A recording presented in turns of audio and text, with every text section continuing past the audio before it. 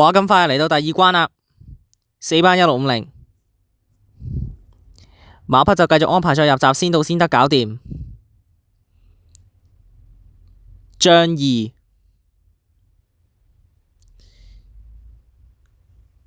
好啦，搞掂。掌聲搞掂埋，然之後就標之亮子、長勝將軍，最後就一隊龍船快同埋爭金奪冠。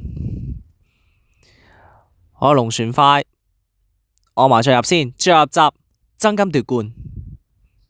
嚟到第5場4班1650米浪琴國際騎師錦比賽嘅次關，準備隨時起步啦。好啦，起步嘅時候呢，前面快啲啊嘛，邊隻先啊？中間雙影紅快啲喎，中間位都好多隻喎。我見到有青春力量啦、仗義都喺前面喎。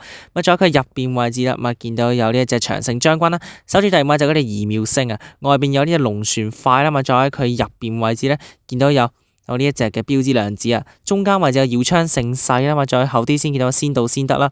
入邊位置就有呢隻99為尊走住尾3，尾2位置就係嗰隻掌聲啊。暫時殿後嘅馬匹呢，就係嗰隻爭金奪冠嚟噶。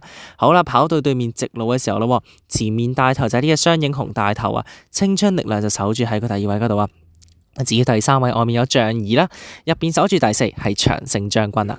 再佢入邊位置有一隊啊嘛，見到有呢隻標之亮子啦，喺佢外面仲有宜妙星啊。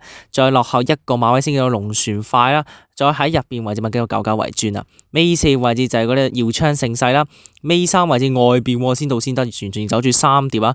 尾2位置掌聲，暫時殿後馬匹都仲係嗰啲爭金奪冠嚟噶。好啦，開始轉彎過晒600咯，前面帶頭雙影紅一騎領放，領先一個馬位，守住第2位嘅馬呢，就係呢一隻青春力量啦。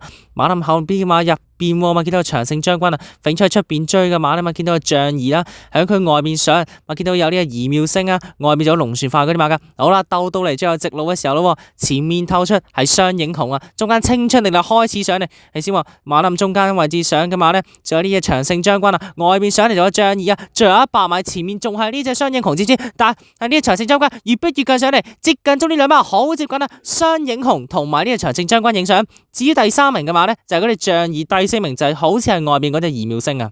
咁結果呢場賽事呢，以為雙影紅有機會贏，但長勝將軍逐步逼近上嚟，第3名就係仗義，第4名呢，就先至係嗰隻宜妙星。